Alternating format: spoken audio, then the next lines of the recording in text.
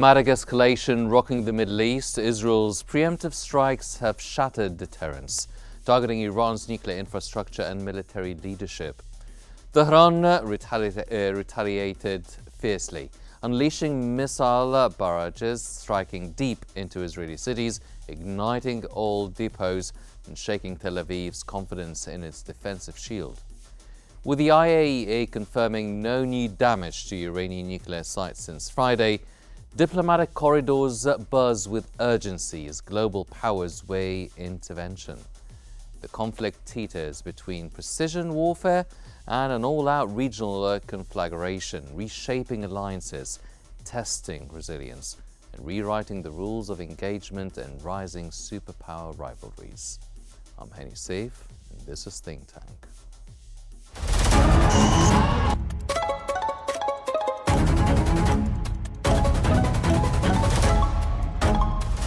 Our world is becoming unhinged.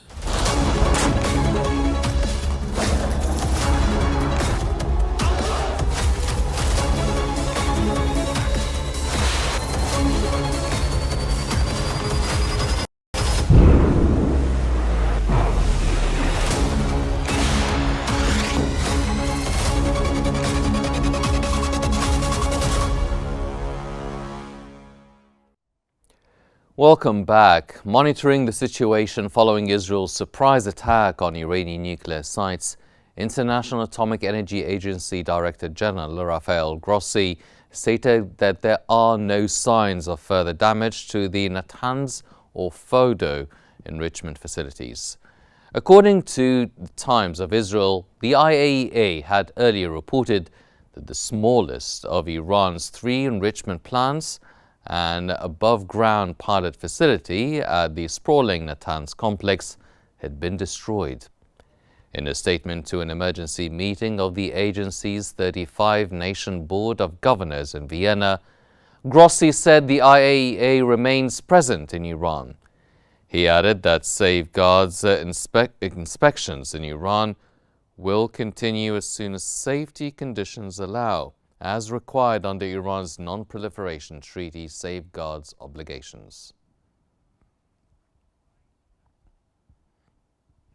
Adding to this, the IAEA chief warned of a possibility for both radiological and chemical contamination within Iran's main nuclear enrichment facility at Natanz, although radiation levels outside the complex remain normal.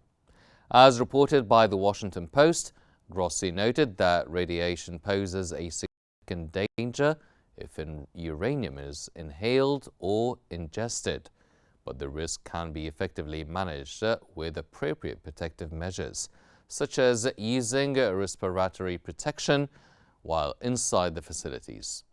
He also cautioned that military escalation threatens lives, increases the likelihood of a radiological release with serious consequences for people and the environment, and would hinder critical efforts to achieve a diplomatic solution aimed at preventing Iran from developing a nuclear weapon.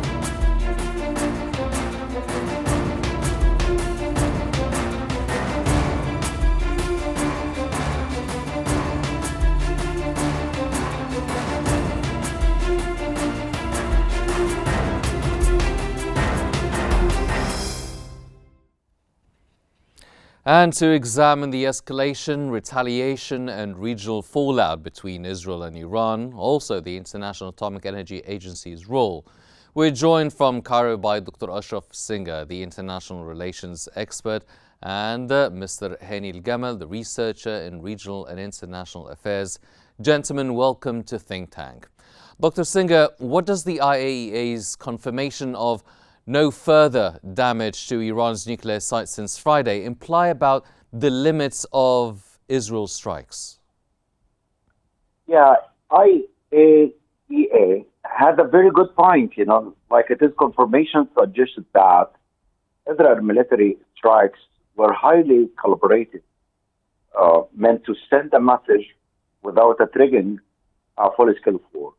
But in fact, that exchange fires between Israel and Iran really shows that this is a full-scale war, in terms of the number of deaths and number of damage or number of buildings, were damaged. It also showed that international monitoring remains functional, which means that is maybe deter, a rational escalation. The point here that both of Iran and Israel really were in deep irrational decision about that full-scale of war, targeting, capitals of Iran, capital of Israel. So it seems to me like, the IAEA is really interested in stopping that level of escalating, which led to damage in both of Iran and Israel. Mm-hmm. Mr. Al-Gamal, how has the targeted killing of Iran's top military and nuclear leadership altered the internal power dynamics in Tehran? Iran claims resilience and continues missile barrages in this defiance rooted in real capability, or is it a calculated narrative to mask the internal fractures?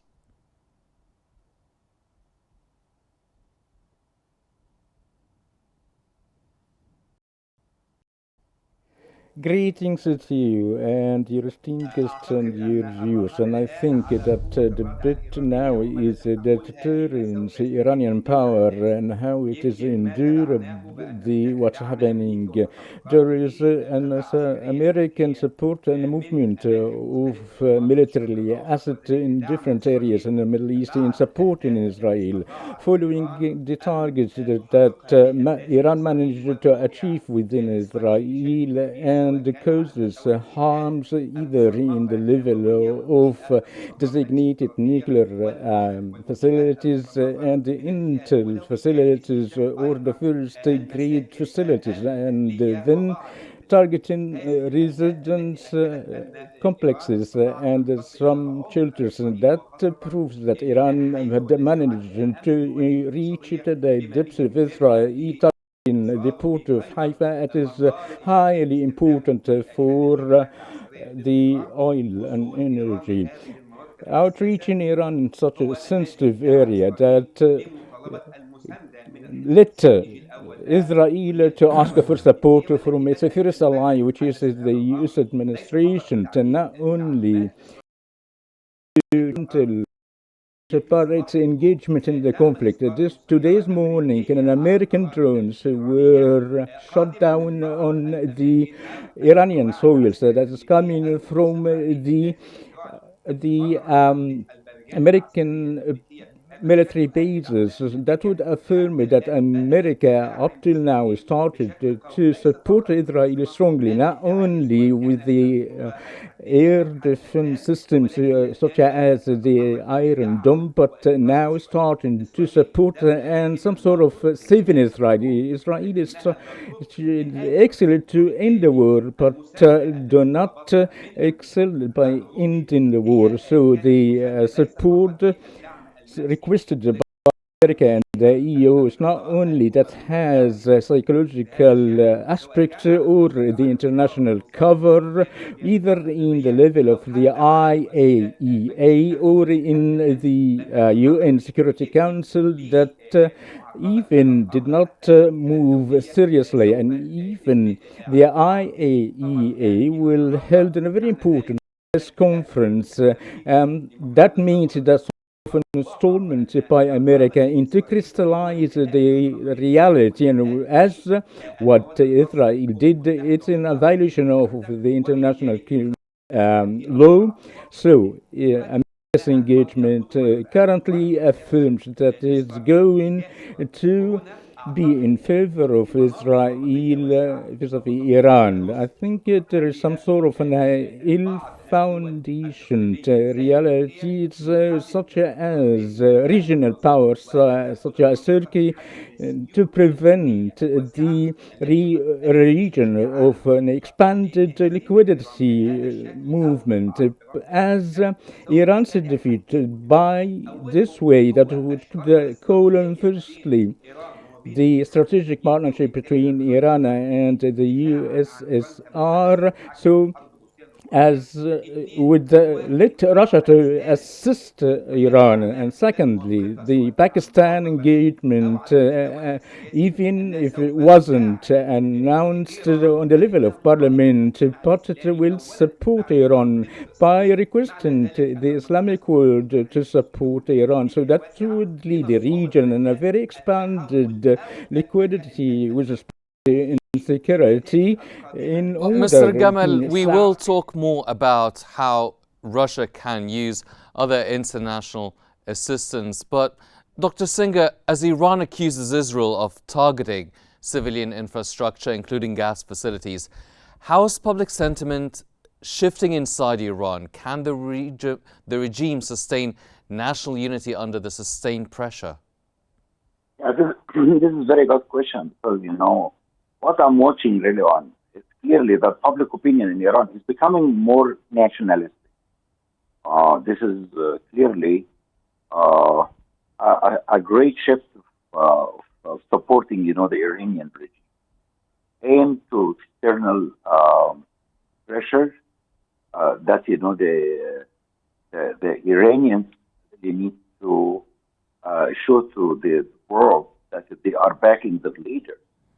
Of course, the regimes was under huge critiques about the way of regime performance, in terms of economic performance or political performance. But Israel attacks surely, give a price to the regime too.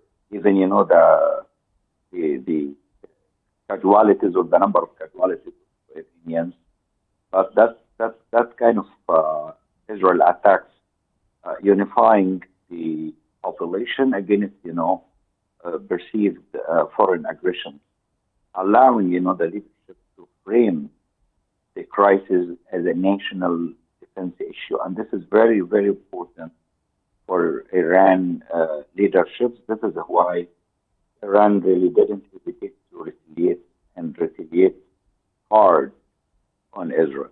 Mm-hmm. Mr. Al-Gamal, Israel is claiming its campaign could lead to regime change in Iran.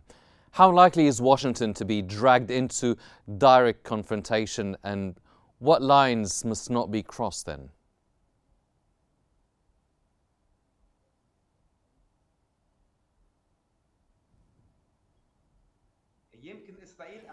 It is Israel has probably announced 3 times by targeting the nuclear lever and the first-class military leaders and then the level of scientists. But the idea to have some spreading the keys within Iran is trying some sort of to hesitant to do so. In a time a strong statement came out of Netanyahu's office affirms that he did this to have some sort of US agreement to topple the Khamenei's regime, and that would spread the chaos. Firstly, that this sector of conditions that should be separated from Iran, and an administrative area that sees that is a chance to be dismantled from the Iranian regime. And then he relies further on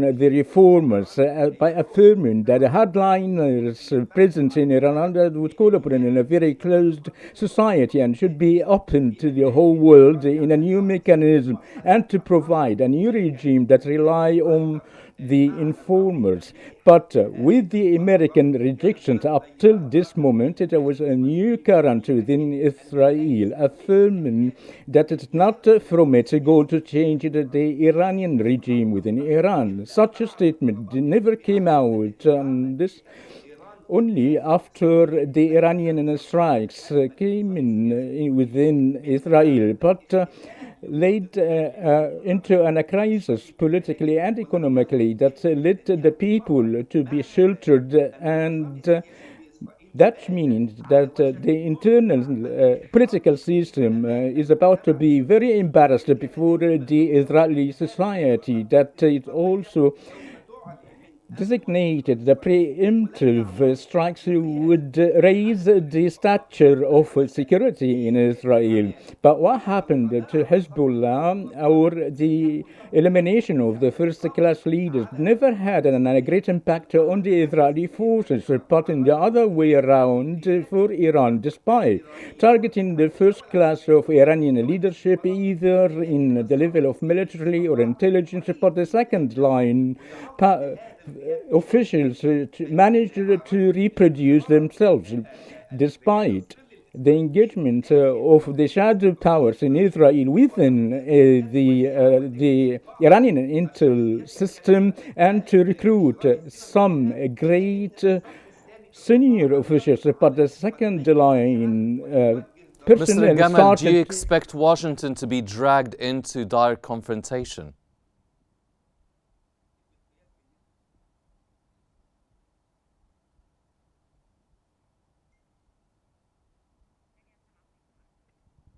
Mr. Gamal, do you expect Washington to be dragged into a direct confrontation then?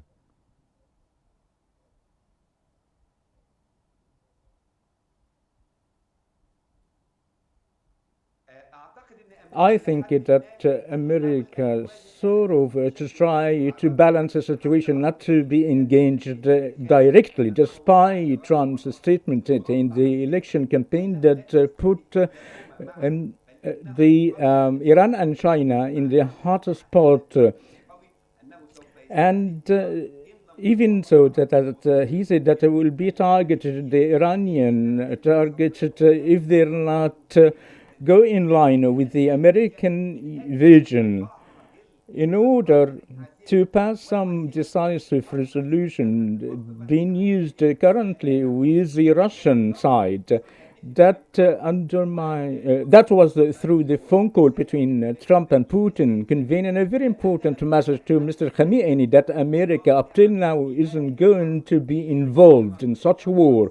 But if Iran never submit to the American conditions and to drench its nuclear program and the dream, or the longest-standing dream for Iran, that we have some great engagement by America in a very harmful strikes within Iran, particularly that Iran recently have lost its capability militarily of the air defenses and the military leaders, and there is a great or a larger scale of intel breaches or that led the killing of senior officials such as Hassan Nasrallah, that would emphasize the weakness of the intel system. But America isn't going to defame its stature in the region.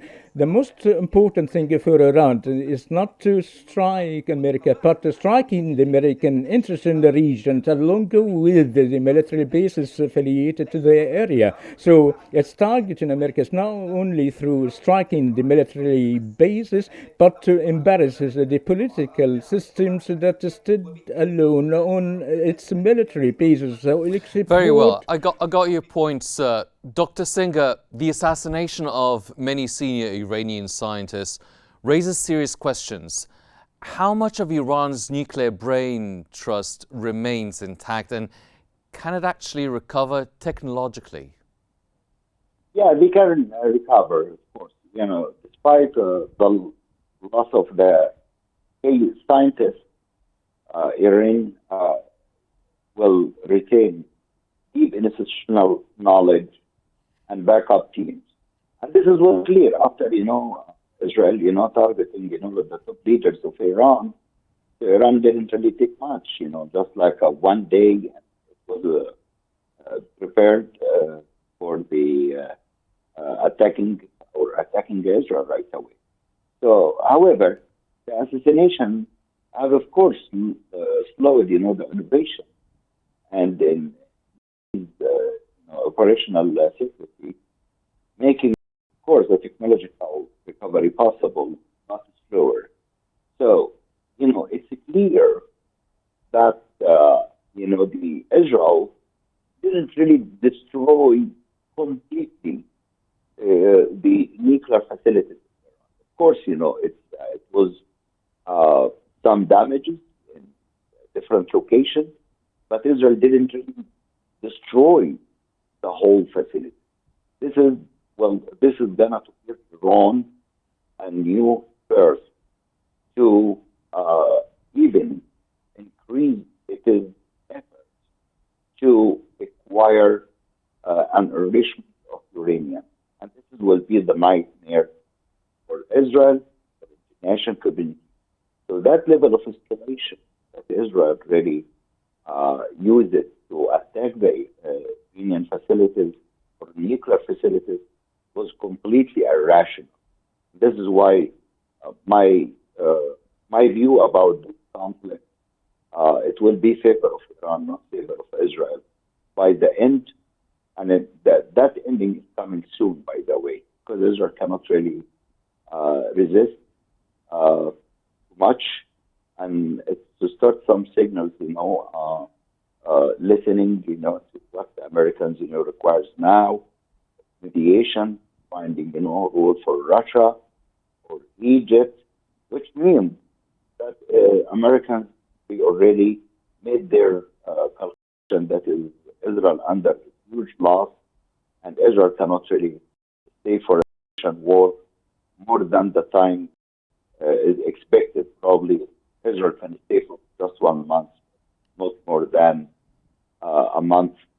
Israel will be under huge damage from that level of retaliation by Iranian force, which was really showing targeting a major city in Israel. Mr. Al-Gamal, Iran has used hypersonic missiles and bypassed Iron Dome systems. Does this represent a genuine leap in capabilities, or is it part of a psychological warfare strategy?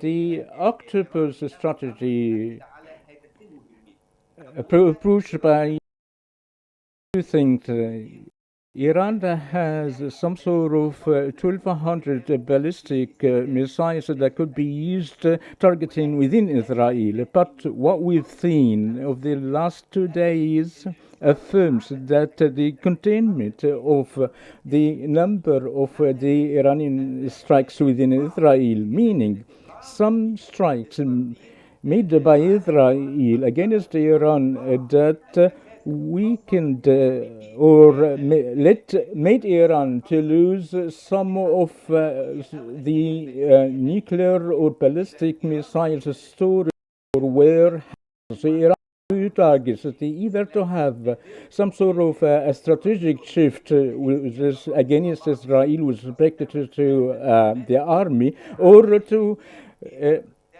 change its approaches to make it a bit of a slow movement in order to have some sort of attrition war, or Iran, as it has of enriched uranium that would allow to produce within 7 days a round of 7 nuclear warheads, as to make Iran to be announced as a nuclear power. That would be a great blow. And if such arms are being targeted, that will create a great shift of the forms of conflicts in the Middle East. And such an operation will let Israel out of the gray zones, as did previously, claiming that they not have nuclear weapons, and the moon reactors that will have more than 1,000 warheads, so that will